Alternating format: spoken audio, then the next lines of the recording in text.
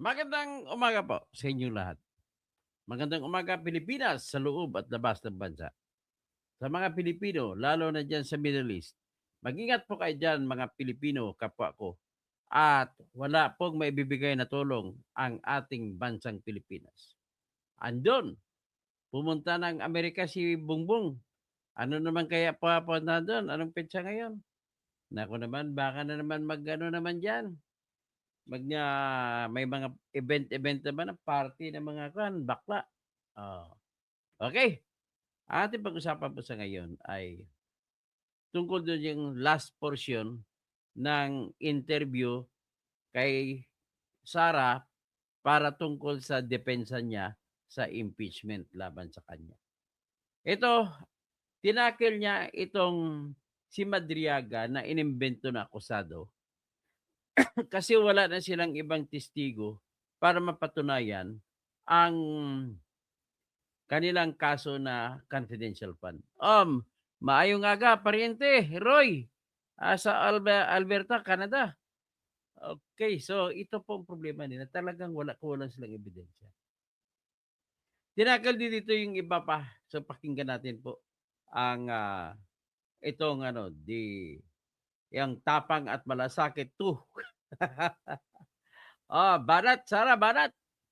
Sa totoo lang, dati ako, explain ko lang, dati po ako ay talagang ayaw ko sa mga Duterte. Pero taga Mindanao ako, si Duterte binoto ko presidente, si Leni aking vice president. Noong nakarang eleksyon, naniniwala ako si Leni talaga nanalo, sa totoong kwento lang, sa pagka-presidente. Pero may magic-magic na nangyari, sa aking analysis, na dapat si Leni nanalo. Well, that is now more than halfway the bridge. Too far. Malapit na matapos yung bridge.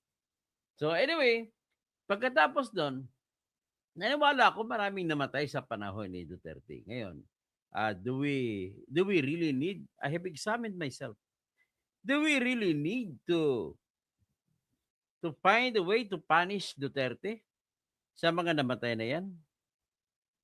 Alam mo mga kaibigan ko, pag tinignan mo si Mao Zedong, naging maunlad ang China ngayon. Ilan ang pinatay na mga Chinese sa panahon ni Mao Zedong? Milyones, sobra pa kay Hitler sa daming pinatay. At kung hindi pa nakasibat si Chiang Kai-shek mula sa mainland China papunta sa Formosa, yung Formosa yan ng Taiwan ngayon, ay ubos sila lahat. Kaya yan ang dahilan po na maraming mga sumibat na mga Chinese galing mainland China at sumakay kahit na maliliit na bangka at napunta sa Pilipinas. Karamihan sa kanila diyan kung titingnan mo ay, ah, napunta banda sa side ng Luzon, sa West Philippine Sea, maraming mga Chinese pumunta diyan. Sa Ilocos, maraming mga Chinese pumunta diyan. Kasi marami din mga sa Taiwan nun. So marami din pumunta sa Quezon, maraming Chinese diyan na napunta. Nagtayo pa nga sila diyan. Mga Pilipino na po sila ngayon. At sa hanggang Mindanao, marami po. So, ibig sabihin, kagaya rin yan ng dumating naman yung upheaval ng mga Vietnamese nating kapatid na barko-barko kung sumibat mula sa Vietnam at napadpad sa Palawan. So, marami kaya ang mga Vietnamese diyan at nakatira yun sa Palawan ay mga Pilipino na rin ngayon. Wala pong problema, Ellen Keding. Kung mag-unsubscribe po, wala akong problema. Kasi hindi po, kung nalito ka sa akin opinion, I am telling you the truth na nag-Duterte na ako kasi inimbento. Sino ba nagpalakas kay Duterte? Di ba yung magnanakaw ni BBM? Magnanakaw yun ang gusto niyo ipapalit. So, sa gitna ng mamamatay tao at saka magnanakaw na trilyon-trilyon, saan ako pupunta? Doon lang ako sa mamamatay na tao na pinipili. Sinasabi niyo na mamamatay na tao. At ang pinakamatindi dito ay yung rights of the accused ay hindi na nagalang. Ang karapatan ng isang akusado, kahit na siya mamamatay tao, ay dapat ginagalang, hindi siya dapat inaaresto kung walang warrant of arrest. Kaya good riddance, Ellen Keding. Yet if you do believe that your decision is correct, that I do believe it's not correct. But it's up to you kung anong gusto mong decision. Well, sabi mo na nalito ka sa opinion ko. Hindi po ako nalilito sa aking isipan. From time to time, we need to side with justice. We need to side with the truth. Ang gusto mo, bakit ko naman maraka kay Insurrecto? Kaya no? Gusto lang birahin si Duterte kahit na wala ng istorya. Bakit hindi lang gagalang yung karapatan ni Duterte na dapat arestuhin sa tama? Ganun lang ho, kasimple yan. Ha? At saka wala tayong ebidensya na nagnakaw si Digong, walang maleta sa panahon ni Digong. Pero sa panahon ni Bongbong, sobrang daming maleta. Ganun po, pasensya ka na, Ellen Kiding. I thank you for having you in as one of my subscribers. But I do believe that I do not have to thank you. If you're going out of my circles, then it's a choice between devil and Toto Kausing. Kung lumabas ka sa akin, you are choosing the devil. Ganun lang po kasimple. Kasi ang mas pinipili mo mga kawatan. Di ba? Kawatan, kawatan, kawatan, oh, kawatan! Yan. Kawatan, kawatan. Ingatan ang inyong kawatan, kawatan. Alam nyo, marami na pong ebidensya, Kiding, na nagnakaw si Bongbong. Sobrang dami na. Pinakahuling ebidensya ay mga Marines. Ganun na kasimple. Mga ginagalang ninyo, mga respeto, mga Trillanes na patunayan na nagnanakaw. Ginagalang nyo si Lila Dilema na patunayan na nagnakaw. Binigyan ng pera doon sa Townhouse number 8 and Townhouse number 9 doon sa Forbes Park. Binagbigay sa kanya si Saldico. Kaya niluloko lamang kayo ng mga yan. Yung mga ginigiliw ninyo ng mga vlogger, bakit sila napunta sa abroad, Aber? Sabihin mo sa akin, bakit sila napunta sa abroad? Di ba si Christian Isguera? O bakit panay interview kay Trillanes? Si Insurrecto, panay interview kay Trillanes. Si Bad, panay interview kay Trillanes, naniniwala sa mga kwento ng Trillanes na 150,000 a month daw, 150 million a month daw binabayad ni Digong kay Kaufman. Kung totoo yan, 1 taon na po na abogado ni Digong si Kaufman. 12 buwan na tiga 150 million, kung totoo man yan, ay sa 10 buwan lang ay 1.5 billion yan. Saan siya kukuha sa Digong ng pera? Ganun. Tapos 150 plus 3, so 1.8 billion sa 1 taon ang gastos. Totoo ba yan? Klaro, kasi nung galingan, kakampihan nyo. Bahala ka na po, Ellen Kiding. So, anyway, mag-proceed po tayo, pakinggan natin yung depensa ni Sara. Ito na po, pangatlo na to, lahat. Kung narinig niyo yung first part, second part, hanggang itong third part, maalam mo niyo na talaga na wala talagang ebidensya laban kay Sara. That's it. It's not because I'm a Bisaya or whatever, but then that's the reality. Okay, pakinggan na po natin si Sara Duterte.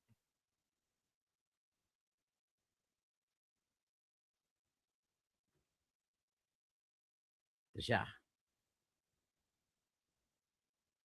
Wala na, no? Yung pong yung latest na impeachment, meron silang sinasama pang iba na yung si Madriaga. Ano po ba ang kwento sa likod nito? Oo. Si Madriaga ay kinasuhan ko ng perjury dahil hindi ako papayag na itulad nila ito doon sa ICC case ni dating Pangulong Rodrigo Duterte. Kung makikita niyo yung ICC case, ang mga unang sinabmit doon ni Trillanes ay si Las Cañas at si Matubato. Kasi galing yun dito, di ba? Sa atin, sa Pilipinas. Meron silang hearing, pinabayaan sila ni PRD na magsalita, nagsalita sila, nagpa-interview sila, ganon. Pero hindi question yung credibility nila.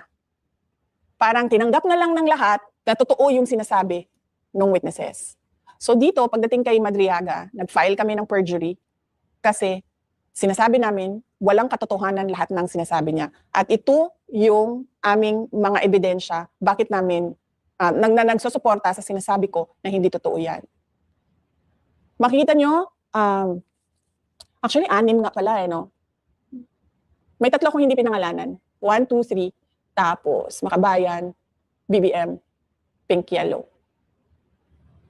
Meron pang 3. Makikita nyo, sa mga lumalabas na news items, sinasabi bagman, sinasabi aid, sinasabi civilian intelligence agent. May mga ganun sila na words na hindi mo makikita doon sa affidavit. So bigla na lang siyang may narrative na sila. Bakit?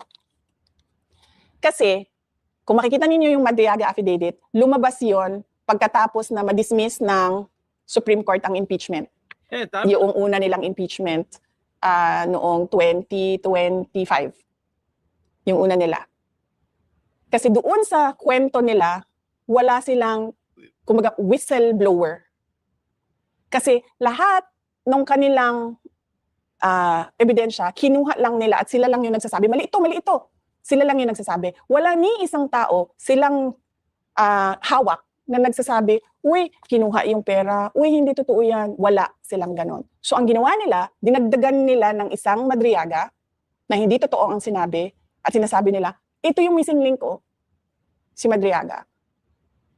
So sa ibang araw, pwede natin pag-usapan pa isa-isa yung affidavit ko kay Madriaga na hindi ko kilala yung taong yan. Hindi ko man lang nakausap yan ng kahit ano. Tapos, VP, connect na natin. Connect na natin. Diba? Itong Madriaga, no? Oo. Reputation-wise or credibility-wise, meron ding isang grupo ngayon na nagsasalita patungkol sa corruption. And we are talking about 805 billion in total ng na-deliver daw nila sa mga congressmen at saka sa mga mangilan-ngilang senador. So, anong masasabi nyo doon? Na parang kayo, grabe yung paghahanap nila ng ebidensya, mantakin mo 3 taon, na halos inuurot-urot nila ito hanggang makarating dito sa impeachment. Samantalang ito, yung kung hindi kayo updated, VP, may mga dating membro ng AFP na lumabas, nagdi-deliver daw sila ng mali-malitang pera at documented. May mga pictures sila, may mga proof sila. Pero bakit parang hindi ito binibigyan ng priority ng gobyerno ngayon? Napansin ko na yung gobyerno, hindi sila seryoso sa anti-corruption program nila. Kasi kung makikita mo, pinakita natin, diba, na yung impeachment ko, lahat yung ebidensya na yon, sila lang ang kumuha, sila lang ang gumawa, sila lang ang nagsabi, mali ito. Pero pagdating dito sa kabila, sa mali-maletang pera o tinawag nila na basura, walang in aid of legislation doon. Si Zaldico, on his own, nagsalita siya. Ito yung nalalaman ko. Si Gutesa, nagsalita siya. Ito yung alam ko. Itong 18 na dating security personnel ni Zaldico, na ordinaryong mamamayan, walang kapangyarihan, alam niyang kakasuhan siya, alam niyang hahabulin siya, alam niyang papahirapan pamilya niya, alam niyang posible siyang patayin, nagsabi ng kanilang nalalaman. Hindi ko kilala to walang makakapagsabi dyan sa kanila na kinausap ko sila o nakita ko sila o kinita ko sila. Kahit man yung mga kasama nila, yung abogado. Walang makakapagsabi dyan sa kanila na alam ko kung ano yung ginagawa nila. Ito, mga ordinaryong tao na nagsabi, ito yung alam namin sa korupsyon Pero makikita nyo, sobrang tahimik ng gobyerno. Wala man lang silang, we take this seriously and we will look into the allegations, we will check the documents, we will look into the photos. If these are real, walang ganun. Ang lumalabas lang, ay nako, mga dishonorably discharged yan. Ay nako, pakawala yan ng mga Duterte. Ay nako, si Zaldico ba pakawala namin? Si Zaldico kasama nila yun, diba? Siya yung Shiminet, diba? Sa kanya galing yun. Yung Shiminet. Kay Zaldi galing yun, against me. Pakawala ba namin yan? Si Guteza, wala mo nakakilala dun sa kanya. Paano naging pakawala namin? So, sa mga ganon, kapag tinatamaan si Martin Romualdez, si BBM, yung administrasyon, kung sino man yung mga tumanggap ng mali-malitang pera, hindi nila siniseryoso. iniisang tabi nila, sineset aside nila na para bang baliwala. Ang ginagawa nila, inaatake nila yung notaryo, inaatake nila yung kung sino yung tao, hindi man lang nila binabanggit yung sinabi ng tao. Meron ba itong katotohanan? Dahil 18 na ito, na ordinaryong mamamayan na nagsasabi, ginawa namin ito. Naghatid kami ng pera sa mga taong ito. Wala, tahimik. So makikita mo, seryoso ba talaga ang gobyerno sa anti-corruption? Hindi. Wala. Wala silang pakialam. Kasi tatamaan sila doon sa mga katotohanan na sinasabi. Kasi paano mo ba masabi na merong ulterior motive yung mga nagsasalita? Ano bang, what will they gain if they speak about what they know? Diba? Wala naman Hindi man yan tatakbo sa eleksyon, hindi yan mananalo. Hindi naman yan kunwari magsasalita kontra sa katiwalian sa administrasyon ay mabibigyan ng medal. Wala silang makukuha dyan sa ginawa nila. So doon pa lang mag-iisip na sana yung gobyerno, di ba? Itong tao ito, walang motibo ito para magsalita ng kung ano yung nalalaman niya sa katiwalian, pero nagsalita pa rin siya. So ibig sabihin, merong truth dyan. Pero para sa gobyerno, para sa administrasyon, paninira lang yan. Panglihis lang yan sa ICC, investigation, yun pa yung sinasabi nila. Pero alam mo, exciting yung sinabi ni VP yung next week daw, kay Madriaga naman ang pag-uusapan. So ibig sabihin, may next week. Yeah. Ang ibalik ang tapang at malasakit. Binabalik na nga natin ba? Yeah. Oo. Gising regular program na yan. Palagay ko, napakaganda nito Napakaganda nitong opportunity na to kasi marami rin talaga, VP, mga kababayan natin na gusto marinig yung mga sagot mo sa bawat batikos nila sa'yo. Kasi parang sinasabi nila, banat ba masyadong mabait si VP Kaya nga, noong kayo ay nag-file ng kaso kay Madriaga, people are expecting na hindi lang si Madriaga yung sasampahan nyo ng kaso na marami pang iba. Darating tayo doon.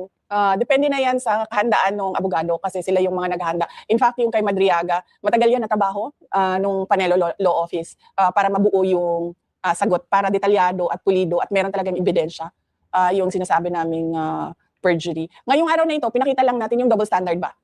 Ito walang ebidensya, gumawa ng ebidensya, umabot sa impeachment. Ito may ebidensya talaga na hindi gawa-gawa yung ebidensya, base siya sa isang ordinaryong mamamayan na walang motibo para sirain ang administrasyon, pero hindi pinapansin at hindi tinututukan at hindi binibigyan ng halaga.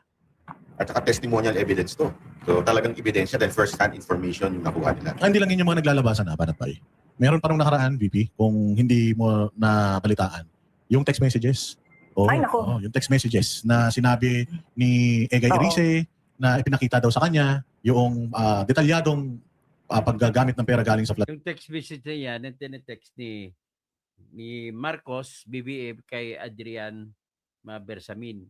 Yan, nahatid na yung pera. 8 billion yun. Control, nagamit pa daw yan noong nakaraang eleksyon. So ito pa, yun pa. Yeah, so kaya ako nasabi ay nako kasi ang dami niyan. Ang dami niyang text messages na yan. Hindi yan isa lang.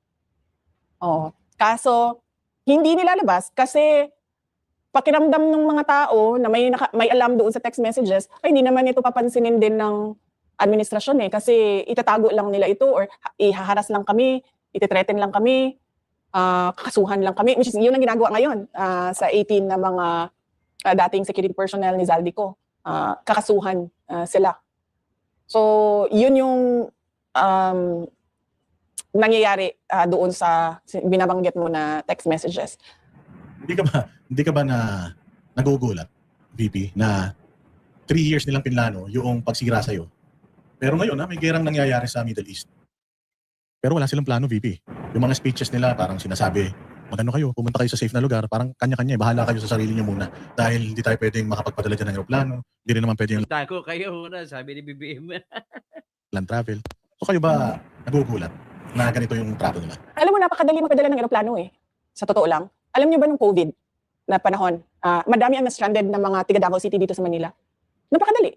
Nagkontrata kami ng commercial airline. Sabi namin, isasakay namin sila lahat, babayaran namin kayo using COVID funds. So, ilang beses namin ginawa yun.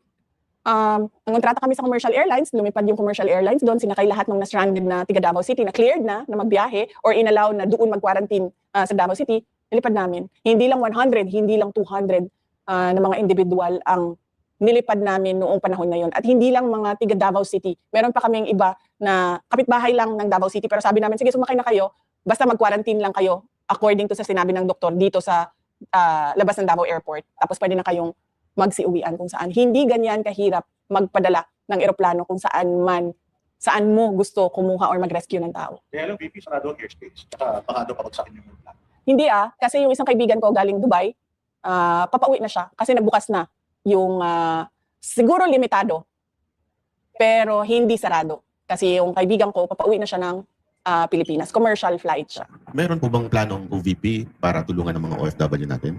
Meron kaming point person, meron kaming tao sa Office of the Vice President na itong tao na ito in charge siya sa mga tinatawag na parallel groups. Dating campaign support groups na naging ngayon ay mga supporters pa rin ko at ng Office of the Vice President na nasa iba't ibang lugar. So tinatanong namin sila, yung mga nasa Middle East, meron ba sa inyo ang gustong umuwi? Kasi baka meron kaming matulong sa inyo sa pag-uwi ninyo once meron ng magbukas na commercial flights kung saan man kayo. Handa ang OVP din tumulong. Yes, limited yung capacity namin na tumulong. Pero handa kami na tumulong doon sa mga gusto talagang umuwi. So far, tinatanong ko yung tao namin sa Office of the Vice President, tinatanong ko siya kung meron ba nagsabi sa kanya na gustong umuwi, kailangan ng tulong. Lahat daw nagsasabi na ay nilang umuwi kasi wala silang uuwian dito sa administrasyon ni BBM. Walang trabaho na maibibigay sa kanila. At paano na lang daw yung mga anak nila magugutom. Pero sinabi pa rin namin na kung meron man gustong umuwi, ay ipaalam sa kanya at hahanapan namin ng paraan paano kami makatulong sa kanila para mabalik sila dito sa Pilipinas. Alam mo, nahihiya talaga ako sa mga kababayan natin dahil nakita niyo naman yung ilang oras natin na pinag-uusapan na impeachment at panggagago ng mga miyembro ng House of Representatives na ang daming mga kababayan natin na mas malaki pa yung problema nila ba? Tulad niyan, naiipit sa giyera. Hindi alam kung anong mangyayari sa mga susunod na araw. Nag-aalala sa kaligtasan nila. Yung mga kababayan natin na walang trabaho, nandito sa Pilipinas, walang trabaho, walang oportunidad. Mga negosyo ng mga businessman dito sa Pilipinas, bagsak, walang kita. May kita man, sobrang liit. Nagugutom natin ng mga kababayan, ang dami nun. Na parang tipong araw-araw nila hinahanap yung pera, pambili ng pagkain. Hindi na nga nila maisip, araw-araw paano yung ligo ko Kasi pagising nila, saan ko hahanapin ang pambili ng bigas mamayang hapon? Ang daming, yung mga nagkakasakit, sobrang dami nun na hindi nila alam saan nila kukunin yung pang-chemo therapy nila. Tapos, nakakahiya sa ating mga kababayan na ganito pa rin. Nandito pa rin tayo sa politika, nandito pa rin tayo sa impeachment. Tapos sila, hindi na nila alam saan nila hanapin yung hope, yung pag-asa. Saan nila panghahawakan yung pag-asa ng kinabukasan nila. Kasi nakikita ko yung yung na parang ibalik ang tapang at malasakit. Kasi nawala po talaga yung ganoon sa gobyerno dati, nung panahon ni Pangulong Duterte, naramdaman niya ng mga OFW yung malasakit. Pero nakakalungkot lang isipin, ayaw nilang umuwi kasi wala silang uuwian. Kahit Delikado. delikado na yung buhay nila. But no choice. Yun yung sinasabi. Pero firm si Pangulong Duterte before, nung naglatag siya ng parang deployment ban sa Kuwait noon na kahit na ayaw ng mga Pilipino, firm siya, hindi, madidisgrasya kayo Kasi merong pang-aabuso sa mga Pilipino tuon noon So talagang kahit hindi nasusunod yung tao, ang nasusunod talaga yung presidente. Kung ano yung tama, kung ano yung kailangan. Kasi talagang ang Pilipino, magaling yan sa ganyan, yung kapit sa patalim VP di ba? Minsan gagawin na lang nila kahit na mahirap kasi may mga pamilya silang may mga pamilya silang sinusuportahan dito sa Pilipinas. Isa pa yan sa problema natin, human trafficking. Yung dito sa Pilipinas nire-recruit, maayos basahin sa papel, magtatrabaho ka bilang waitress, ganon. Pagdating doon, nagtrabaho sa bar, nagmamasahe yung mga tawag dirty massage, yung ganon. So, isa pa yan sa problema din natin. Pero firm din naman ngayon ng gobyerno. Firm na i-impeach si VP Sara. 3 years na lang pinlano yun. Banat ba? Antindi. Diba? Oo, kasi sa kanila walang distraction. Nagkakagera na, basta kami impeach namin si VP. Diba? Kaya firm din sila. Kumbaga, pinag-uusapan nila yung kung paano ili-lift yung excise tax sa gasolina. Tingin na si Kaso yung mga kababayan natin na namimiligro sa gera, hindi na si Kaso. Pinagpaplanuhan pa lang nila. Pero kay VP Sara, yung plano nila talagang tapos na. And speaking of that, VP, posible na ma-impeach kayo ulit sa Kongreso. Kaya nyo bang sabihin sa mga Pilipino ngayon na malinis kayong nagtrabaho bilang DepEd Secretary at bilang Vice President ng Pilipinas? Walang makakapag-question sa trabaho ko at sa mga accomplishments ng lahat ng mga nadaanan ko na opisina. Napakarami ng accomplishments namin sa Davao City noong ako ay mayor noong 2016 hanggang noong 2022. In fact, kahit noong 2010 to 2013. Makikita yon sa mga awards na nakuha. More than 200 awards and recognition ang nakuha ng Davao City sa mga projects and programs na ginawa namin doon sa Davao City. Bumaba ako bilang mayor na number 8 richest kami, number 4 most competitive kami, insurgency free kami, debt free kami, walang utang na iniwan. So walang makakapagsabi at walang makaka-question sa kapasidad ko na magtrabaho ng maayos. Kahit sa Department of Education, meron kaming matatag agenda. Mabilis namin na nagawa yung pag-roll out ng curriculum. Napabalik namin ang mga bata. Isang araw lang from modular, no classes, balik kayo lahat sa paaralan. Meron kaming basic education report taon-taon. Sinasabi namin sa mga taong bayan kung ano yung nagawa na, ano yung hindi pa nagawa, at bakit hindi pa nagawa. Sa Office of the Vice President, makikita ninyo, konti na lang yung projects namin. 10 na lang yung projects namin doon dahil tinanggal nga yung budget namin. Pero nakikita nyo yung accomplishments namin. Nakikita nyo yung unmodified opinion ng Commission on Audit. Every year, naglalabas kami ng accomplishment report. Every year, naglalabas kami ng pasidungog. Sinasabi namin doon ano bang nagawa ng Office of the Vice President. Isa sa mga pinaka proud and honored ako na, kasi lagi ako sa trabaho, sinasali ko talaga yung mga kasama ko eh. Kasi ako lang naman yung nag-iisip at nagsasabi, ito ang gawin. Lahat nung kailangan gawin sa baba, kasama ko sa opisina yung gumagawa nun. Proud ako sa accomplishment nila na nagawa nila yung Disaster Operations Center. Wala yun sa kahit anong dating opisina ng Office of the Vice President. Proud ako na instead of 6 years, ang aming tree planting activity ay natapos ang 1 million trees sa 3 taon. So ibig sabihin, mas makakatanim pa kami ng mas marami pa. Proud ako na inakyat nila yung mga bundok para pumunta sa mga barangay kung saan yung mga bata walang mga school supplies. At ito yung mga sinasabi ko highly vulnerable sa recruitment sa illegal o kung hindi man, hindi natatapos yung pag-aaral. So napakarami ng accomplishments namin. Walang makaka-question sa trabaho ko at sa kapasidad namin ng team sa Office of the Vice President na magbigay ng maayos na programa at proyekto para sa taong bayan. At yan ay bawas pa ang budget ng opisina. Sanay ako sa kulang ang budget. Dahil dati noon sa Davao City, kulang yung budget lagi. No? Sobrang dami ng kailangan mo gawin para sa syudad. Sobrang kulang lagi yung budget. Pero nasa ano kasi yan maayos na pagbalanse noong mga kailangan mo gawin at pagbayad ng obligasyon mo. Pagdating naman sa Department of Education, makikita nyo, never before nagkaroon ng unmodified opinion ang Department of Education at nagawa namin yun. At kahit kulang, lalo na sa Department of Education, sobrang kulang sa sobrang dami ng problema sa loob ng basic education sector natin, nagawa namin na mag-prioritize kung saan gagamitin yung pera para meron tayong nakikitang pagbabago sa basic education sector natin. So ready na ba ang VP Sara Duterte na harapin itong posibleng Akala ko ready mag-president. Ayun! patakyat muna. Dito muna tayo. Akala ko ready sa impeachment. Ready sa impeachment. Ready sa impeachment. Ready ka na ba sa impeachment kung sakaling pumunta yan dyan sa Senado? May tiwala ako sa paghahanda at kapasidad ng mga abogado, yung kaparte ng defense team sa impeachment case ko. Malaki ang tiwala ko sa kanila. At malaki ang tiwala ko sa kapasidad nila. Mga magagaling sila na abogado. Sa Department of Education, kung kayo nasa Department of Education part, walang nangyaring hocus-pocus, sa tingin ninyo, gano'n nakalaki yung improvement? Sana. Kung kayo pa rin. Hypothetical ito, no? Palagay ko, kung ano yung nasa matatag agenda, nakasulat doon kung ano yung prioridad ng Department of Education. Palagay ko, 3 years na ngayon, no? Meron ng mga na-accomplish doon at nagawa na doon in 3 years.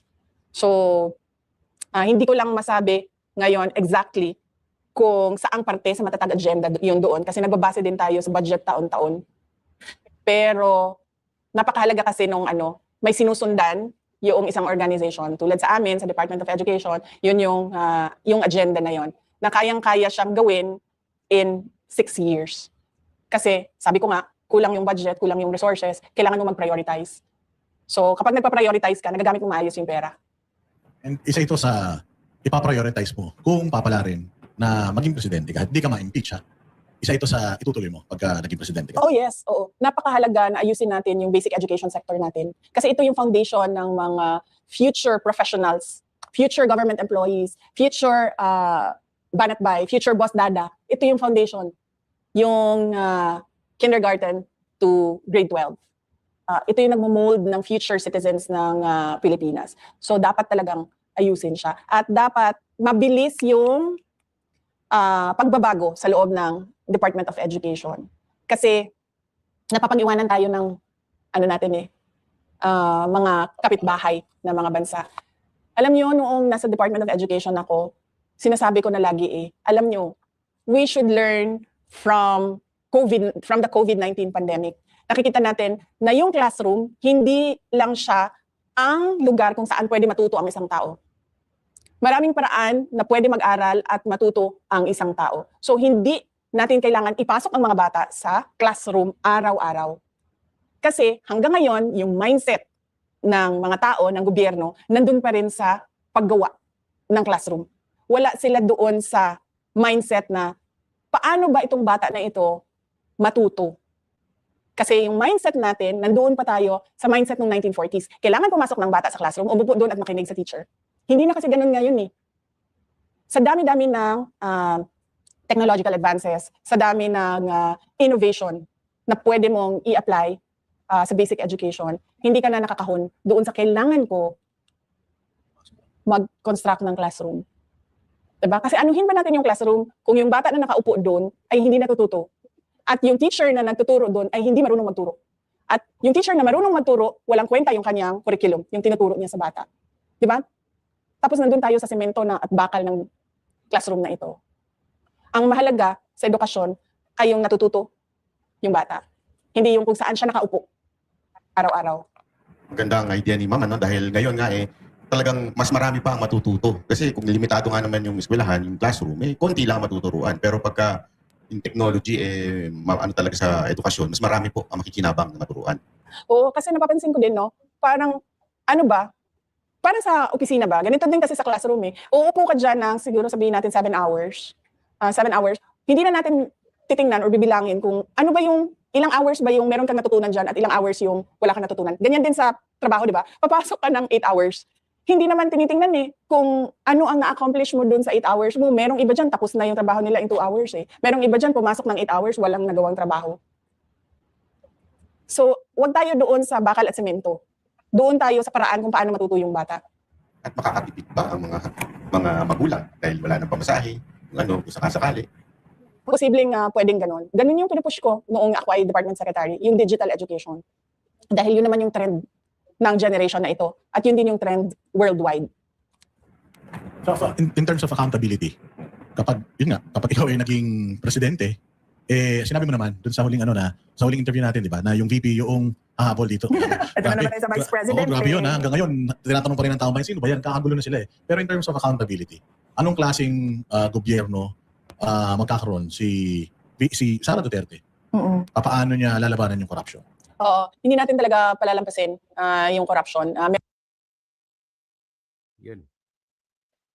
Meron talagang isang tao, tawagin na nating czar kasi mahilig tayo sa mga czar, isang corruption czar, na ang gagawin niya ay tututukan niya lang yung corruption kahapon, ngayon, at posibleng bukas. Yan.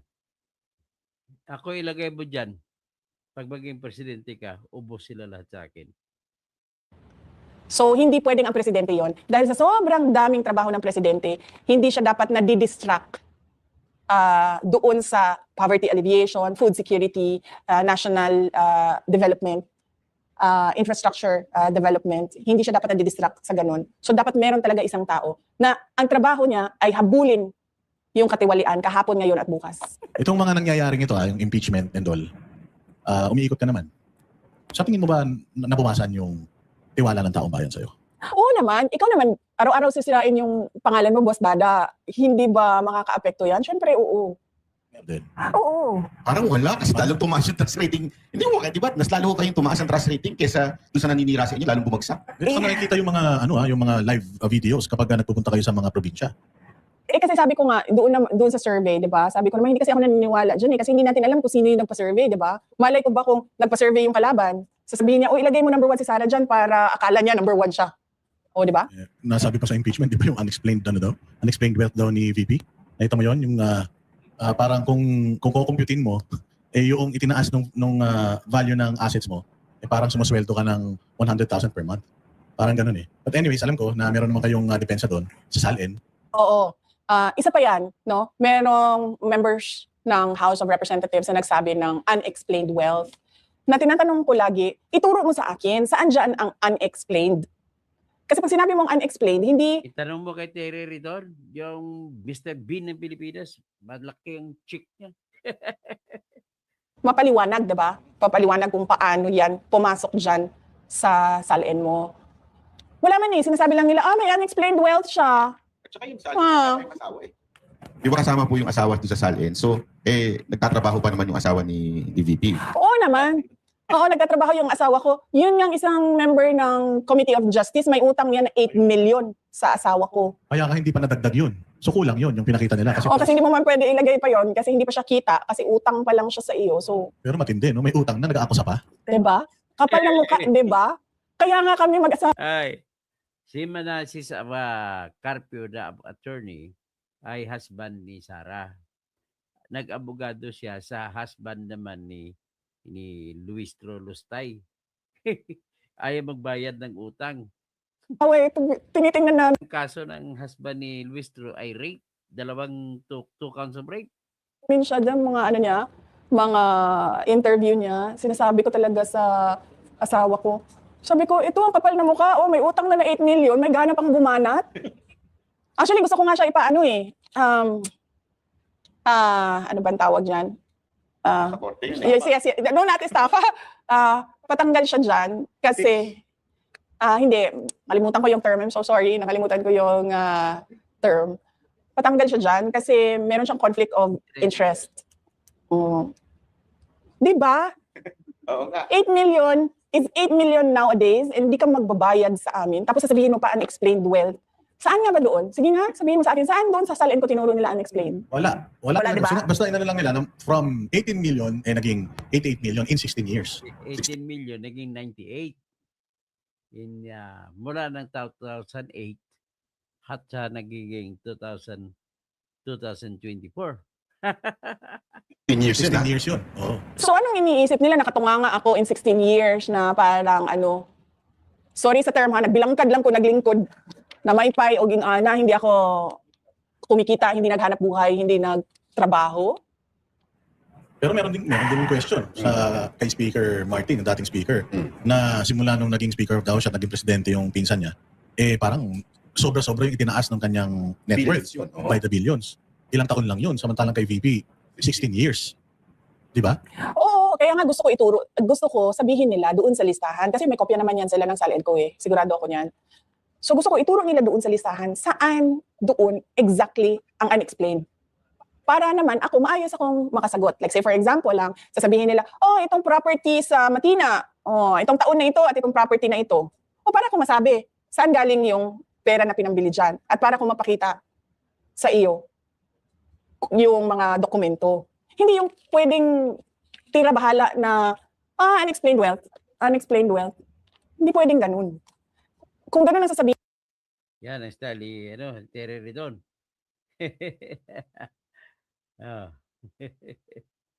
Ay, medyo umikot-ikot na. So anyway, medyo humina yung internet. So, ibig sabihin nun, continuity, tapang at malasakit yun. Kasi galing tayo kay dating Pangulong Duterte, 2016 to 2022. Ang tema nung mga taon na yon sa buhay ng bansa natin ay tapang at malasakit. Nawala yun. Kasi, sinabi ko na nga, si BBM walang sinseridad sa kapakanan ng mamamayan at ng bayan.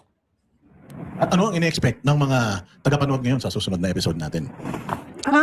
Pwede tayong mag-Madriaga kung interested kayo kay Madriaga. Pwede ding Yung maleta. Maleta kung interested kayo sa Nandito Maleta. ang maleta. I'm sure makakakuha tayo ng feedback sa mga kababayan natin. Sakit. Papasalamat ako sa iyo, Boss Dada. Ang totoo mo bang pangalan ay Lord Byron? Opo. Talaga? He's a poet, no? Poet. Yes, oo. Pwede bang Lord Byron na lang tawag sa iyo? Opo. Diba? Yung Bisaya po, pangalan sa akin ng banat ba? Hindi siya ako Bisaya, pero pinangalanan lang ako. O kasi banat eh. Ito yun ang mga nakalagay sa Supreme Court, di ba? Lord Byron. Okay. Oo. Kasi alam ko na Byron eh. Pero gusto ko lang i-check kung Lord Byron ba. Opo. Oo. Para tayong no? Ano yan siya? Di ba English poet si Byron, di ba? No? So kailangan natin ng mga English tea sets dito habang kausap natin si Banat Bay. Maganda sa dating yan. Last message sa last mga kababayan message. natin, lalo na yung mga nasa ibayong dagat ngayon. Opo. Mga kababayan, pasensya na po, kailangan namin pag-usapan ng politika dahil hindi tumitigil ang administrasyon sa pang-aatake sa politika din. Pero hindi kayo nawawala sa isipan namin na ang mga pinagdadaanan nyo, lalo na yung mga naipit sa gyera, yung mga gutom, yung mga nag-iisip kung paano yung enrollment ng anak nila sa susunod na school year, yung mga walang trabaho at walang oportunidad para sa negosyo at lahat ng mga iba pang problema ng mamamayan. Lagi ang Office of the Vice President handa na tumulong sa maliit na paraan namin at sa maliit na opisina namin. Handa kami na tumulong, ipaalam niyo lang sa amin paano kami makatulong sa inyo. Ang lahat ng ginagawa natin ay para sa Diyos, sa bayan at sa bawat pamilyang Pilipino. Syukran. Assalamualaikum wassalam. Assalamualaikum warahmatullahi wabarakatuh sa mga kapatid ko mga Muslim. Ramadan Mubarak. Sa mga kapatid natin mga Christian, God bless us all. And for the mga born again Christians, this praise I dedicate to you. For God to love the world tapos na ako. For God to love the world that He gave His only Son, only begotten Son, that whosoever believes in Him shall not perish but have everlasting life. Yung isang ang kapatid ko namatay, talagang paborito nito, yung verse sa Bible na Psalm 3:16, the Lord is my shepherd, I shall not want. So, nakakuha rin ako ng biblical passage yung Psalm, no? Ano ba yung Psalm 91 ba yung kay, kay Joby Espinido? For those who live in the shadows of the Lord will forever be protected. Hindi exact word yan. I'm not a pastor. I'm only a doctor of psychology. Doctor of jurisprudence po. At saka, papaalis ako ngayon, ang aking last na, siguro na may question ako na ipakita na, siguro isang question sa bar exam questions na sa tingin ko ay lalabas.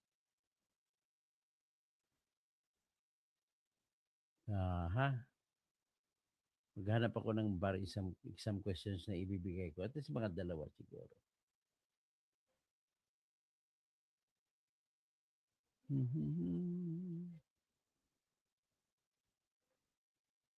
Sana may mga bar exams questions ko dito.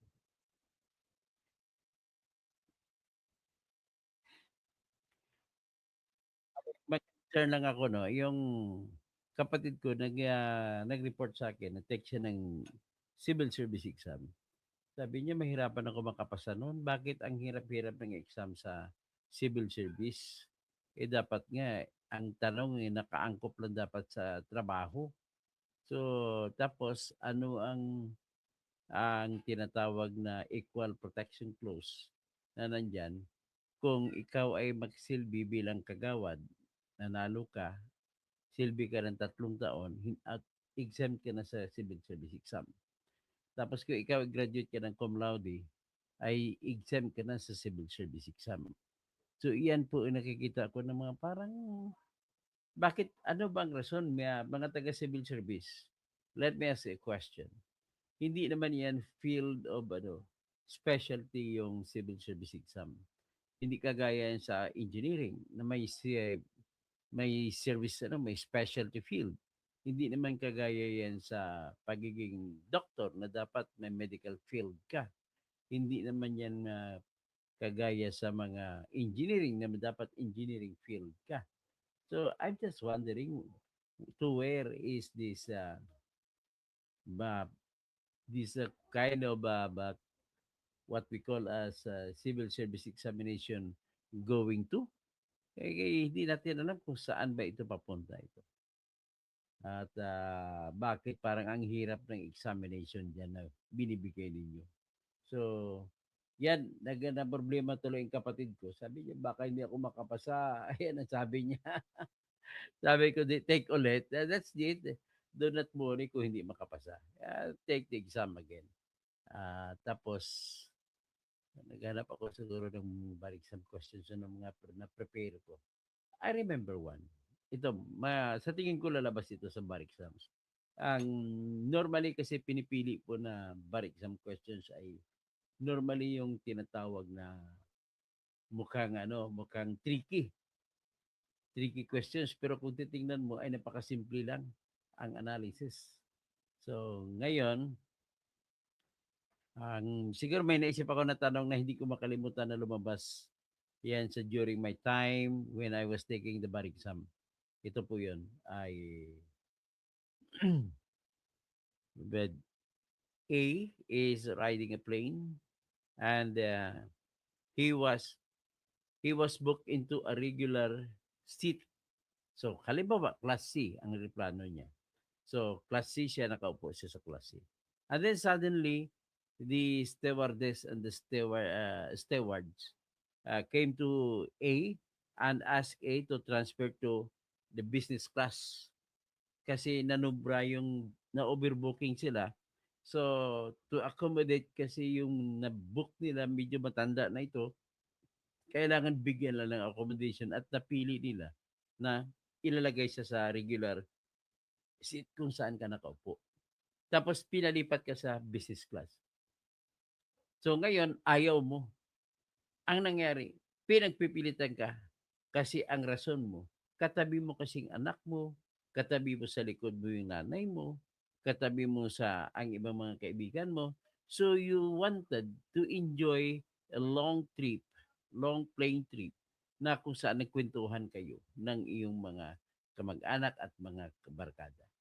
So because of this, the plane steward and stewardess, stewards and stewardesses ay binitbit ka.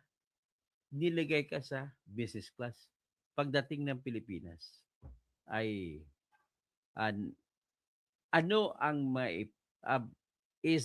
are you entitled to a damage suit? Because of that, imagine, regular ang ticket mo. Nilipat ka sa first class. But then your complaint was that you purposely choose the seat because you would be sitting beside your relatives and friends. So, question, if you arrive in the Philippines and you file a damage suit, will you win? Yan ang mga tanong. Mananalo ka ba? Sagot yan? Anong sagot yan?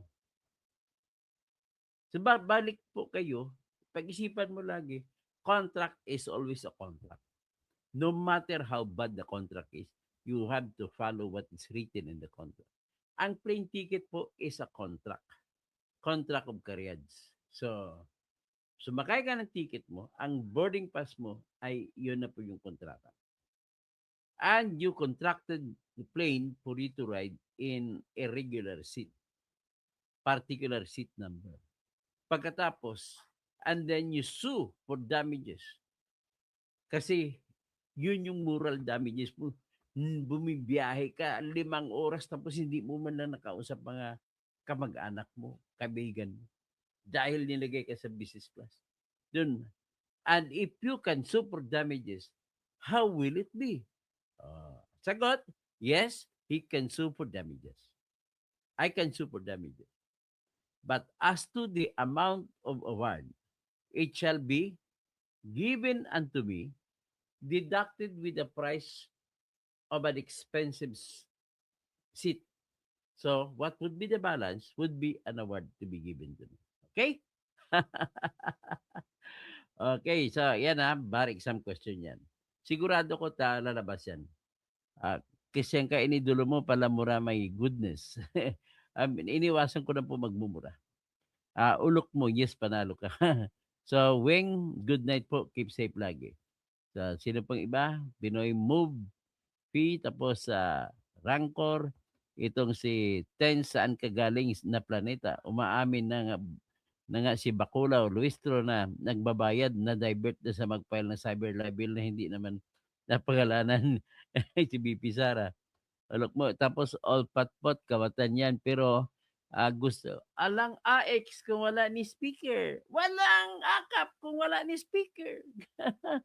Tapos Ran, debate please. Tapos Velasco, Robert Tardesilla. Corruption President, Puto Bungbong. Okay? Shine Shonko. Hi, Doctor. Watching from Ontario, Canada. Ganyan naman ang BB Madmin, Bendalo. Tanim kaso, tanim witness. In the end, kamote na ang itinim. Mas masarap ang kamote.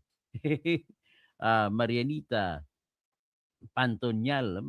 Kami kanay mo, kapangalan mo nanay ko Nako, anong bakal at simento. Okay, so sino pa?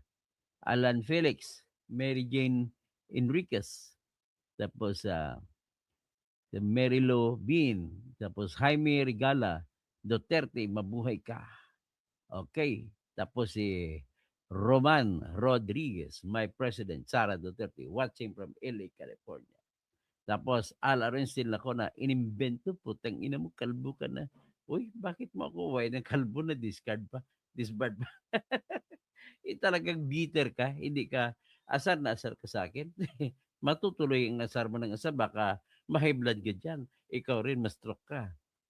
Lupalop Mixed News Channel. Pwera lang na mangyayari, kahit ako, hindi ako uwi, kahit sa harapan, kana bumagsak ang mga bomba kasi gutom talaga abutin dyan. Tama po, wala pong uwi ng mga OFW.